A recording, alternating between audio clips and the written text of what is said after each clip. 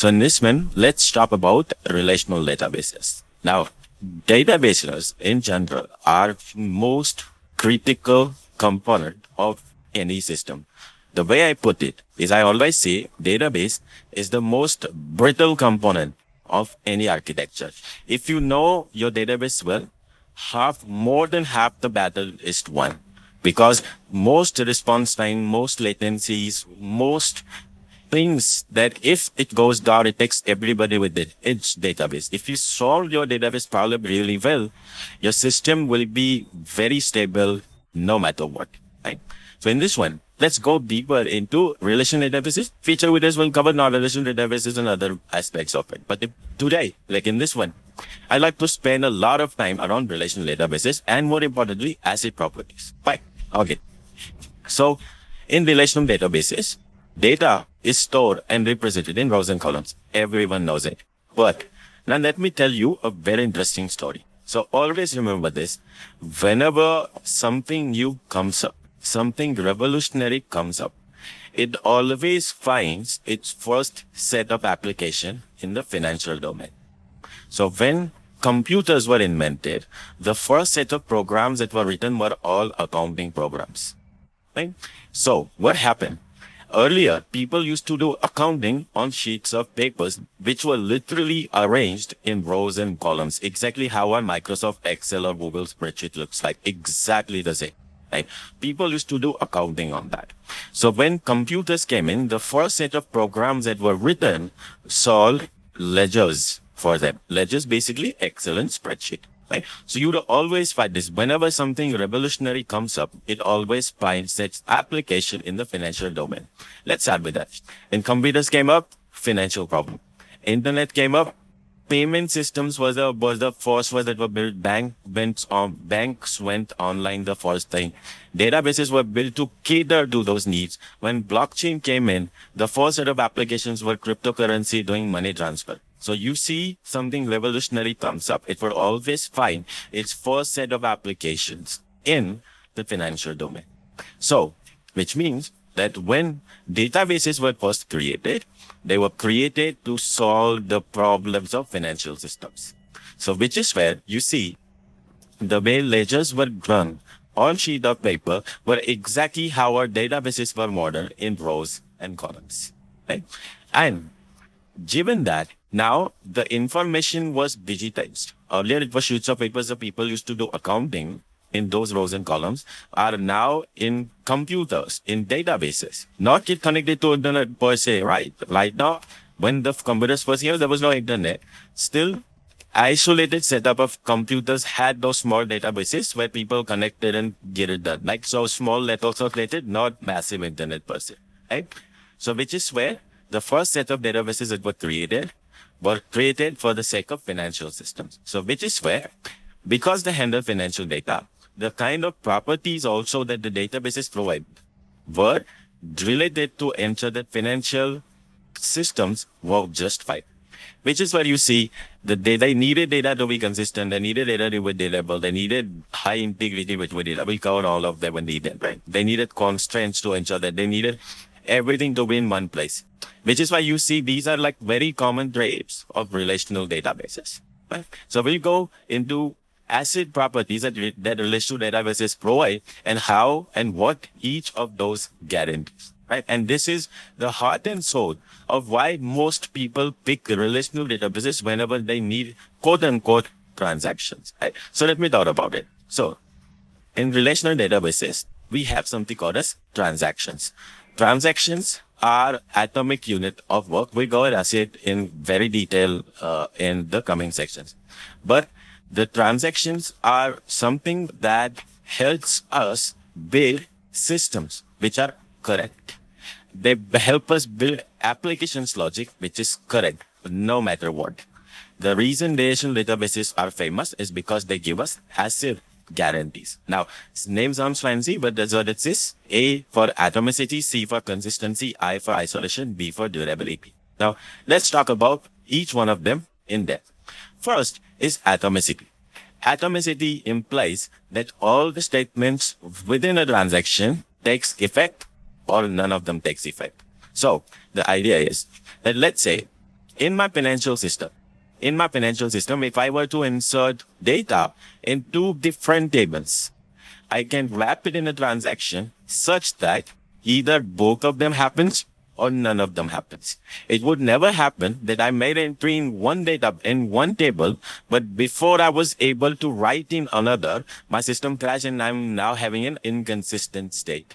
Okay? This is what atomicity is all about. That no matter how many statements I run in my transaction, either all of them would be executed or none of them would be executed. Right? This is atomicity. And this is one of the most important features of relational databases. It does not mean that non-relational databases do not provide that. We're just talking about relational databases at the moment. So atomicity is one of the most critical properties of any relational databases that is out there. Now, I'll give an example from a non-financial domain to make a very clear understanding of it. So let's say if I'm building a social network, and in social network, what I would want to do is whenever a user publishes a post, I want to create an entry in the post table. And in the statistics table, I have total post. I want to do a count plus of that for the specific user. Right? Now I have two updates. First is insert, which is changing something in the database, inserting the row in the post table. Second is update, where I'm updating the total post of the user. Now what happens if I don't wrap this in a transaction? So let's say if my first statement ran and before it could execute second statement, my machine crashed. What would happen? I would have an entry in my post table, but my counts would not have been updated, which means that it would say that actually this user has, let's say, 5 posts, but my count still says 4 posts. So when someone goes to the profile, they'd say, oh, total 4 posts, but with scrolls would find 5 posts. This is inconsistency. We don't want that. Right? We want strong consistency of data. We want atomicity that if it happens, both of the statements execute, either none of them does. And this is what relational databases provide out of the box. You just have to wrap your statements within the transaction. So you say transaction start, and then you write your statement, and then you say commit. Right? When you say commit, both of them would take its effect. Otherwise, none of them would. This is atomicity. No matter how many statements you provide, either all of them takes effect or none of them takes effect. This ensures that it would never happen that one of them took effect when others did not even get chance to execute. This is a brilliant property, especially for financial systems. And obviously why financial systems need it, because assume that you are moving or you're transferring data from A's account to B's account and amount debited from A, but before it got credited to B, my system crashed. What would happen? Money just vanished, right? That cannot happen. That's why atomicity is very important property, and relational databases through their ACID transactions provide that. Second is consistency. Now in financial system, it is very important to have your data in a very consistent state, which means that, for example, I should not be allowed to transfer money from one account to another. So in a situation where if let's say I only have $100 in my account, I should not be allowed to transfer $200 to the users, right? To another user. So this is consistency. No matter what happens, my database always moves from one consistent state to another consistent state. The way relational databases give you this is through constraints. You can define constraints on relational databases. Some are called check constraints, some are called foreign key constraints, and whatnot. So there are many, depending on your favorite database, MySQL, Postgres, Oracle, go through the documentation and see the different kinds of constraints they provide. And when you use them, you ensure that no matter what happens, your data will never go in an inconsistent state. Some examples: constraints, cascades, and triggers. Now, I'll just brief you about what cascades is. So cascades are very interesting. Cascades suggest that if you delete a particular row, you want to delete everything associated with it. For example, let's say I have a foreign key relationship between two tables. One is parent, another is child. Right? If my parent got deleted, let's say, let me be brilliant more specific. let's say my parent table is users table, child table is posts table. Right? So whenever a post is created, the post is created for a particular user that this user published a post. Now, if I delete my user's entry, one of the user's entry, then all of this post for that was written by that user are now orphaned. So cascades, what they do is if your parent gets deleted, all the children gets automatically deleted. You don't have to write explicit delete for that. But if you want to, you can just define a cascade on cascade delete, which would delete the other stuff, the child. When the parent gets deleted, the child automatically dies out or they're deleted there. This is such a beautiful feature because what it would ensure is you don't have to make the application logic complicated. You can just rely on a database because your database would do it within a transaction without you having to worry about anything. Right? Triggers are something similar. Triggers, what they do is when you specify triggers that on update trigger this and then trigger specify what you need to do when something else happens. You can invoke a function. You can write a SQL statement that, hey, when a particular entry gets updated, update this particular part. I'll give an example, live example on that. Whenever I create an entry in the post table, I want to do conf plus plus. You can also implement this with triggers. You can also wrap it in a transaction. We typically prefer wrapping it in a transaction because it's your business logic you have under control. Otherwise, when you write triggers, it's very much specific to databases, right? So people typically prefer writing transactions and putting those business logic there rather than triggers. But you should know what constraints are, what cascades are, and what triggers are. In case you are unaware, just go ahead and implement prototype it. You'll have much deeper understanding. But this is exactly what I've explained. This is what happens behind the scenes. Right? Okay. Now this is what consistency was all about. Now, next is durability. Imagine in financial system, you cannot just say, hey, my data just vanished. You cannot do that, right? Because this is where when you see that, hey, this transaction is quote unquote committed, no matter what happens, no matter if your machine crashes, so long as your disk is there, your data should be durable. Your data should not get deleted your data should not just vanish out of the blue, right? Your transaction, when a transaction commits, your changes should outlive the outage. Durability is one of the most important feature of almost any database because they give you that guarantee, especially when I talk about a relational database, they give you this guarantee that when you commit a transaction, that commit is actually being written on the disk. No matter now what happens, except someone just drills the hole through the disk, the data would still be there. This is what durability is all about. And the final one, which is the most important, most interesting one, is isolation. So we learned about transactions, right? Transactions, you can specify multiple statements. Now, when your relational database is running, it's not that at one time only one transaction is happening. At one time, multiple transactions can run. Now, when multiple transactions are executing at the same time, how much of transparency of one transaction should be visible to other is defined by isolation. Now, the worst case, you'll say, hey, when one transaction is running, I should not be running any other transaction. This is what serializable isolation level is all about. There are 3 other isolation levels. It's a little out of scope, but would recommend you to just go through it. Just a Google search away, but just understand this part on what isolation is all about.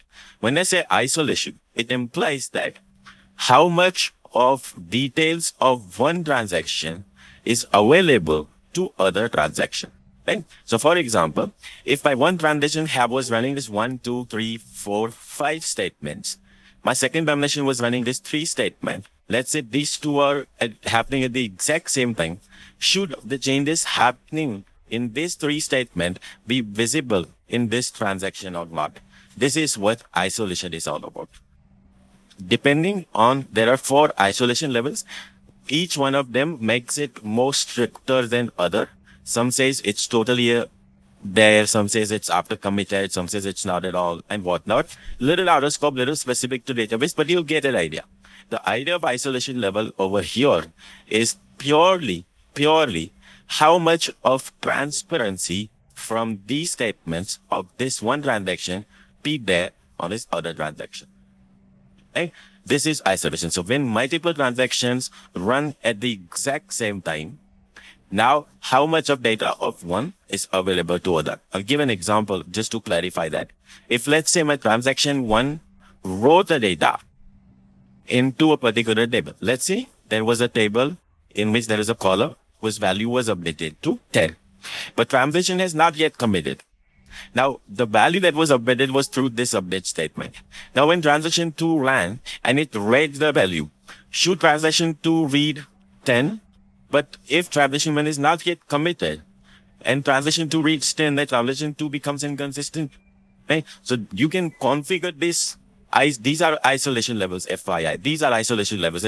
How much of isolation you want transaction 1 to be from transaction 2. Right? So should you allow this 10 to be read by transaction 2 or not? This is what our isolation level defines. This is how your database arranges the transaction such that it maintains that isolation between them. So there are 4 very common isolation levels, but databases can choose to implement others. But just a word search, just Google search isolation level in relational databases, you'll find a bunch of them. You'll find 4 of them, 4 most common. Other databases choose to implement few here and there, but I would recommend you to play around with it and see how it behaves. Right? Okay. This is about isolation. In most cases, let me talk a little more practical. In most cases, you don't tune the isolation level. Most cases, you go with something called as a repeatable read, which is fairly almost standard practice. When you start your MySQL server, that is the default one that it starts with. And in most cases, you don't have to change it. Most cases, right? In some high throughput application, in some use cases, you do change it, but it's not so critical about it, right? You should definitely be aware of what isolation levels are, just above such a way, right? Okay.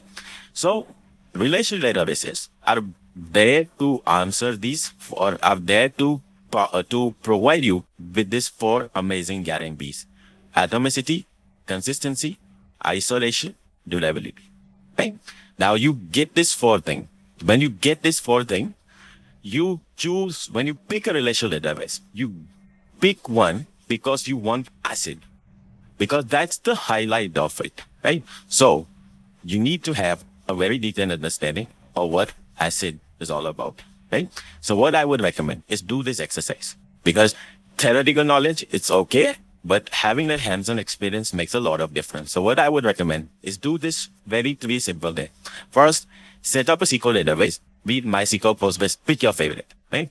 Create a schema for a social network, like user, post, profile, photos, following, stats, and whatnot. Go in the complexities that you would want to dive deep into, right? And try to model relationship between them. Try to model constraints within them, right? Once you do that, so this would help you build an understanding on how relational databases are modeled. Go through Google, search it, you'll find some schemas, you'll find something, but explore it on your own, right? Go through that struggle, go through that grind, and understand it in depth.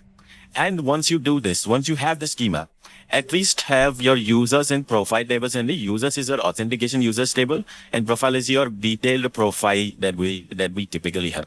Now, what you do to understand transactions, what I would recommend is you insert the data in users and profile in one transaction and see what happens, right? And when you do it, just when you write that transaction, kill your process in between and see how a database reacts to it. Then it's very fun. When you do it, you just have to log it to MySQL console and fire those statements. Start transaction, insert this, and then you kill the database and then see how your database reacts. Is any inconsistency in your data or not? If there is, why there is an inconsistency in data? If not, then you understand how transactions are working, right? Highly recommend you to go through this. You'll have quite a fun to when you go and do those implementation details of it, right? So yeah, that is all what I wanted to cover about relational databases. And I hope you found it interesting. Hope you found it amazing. That's it for this, sir. I'll see you in the next one. Thanks.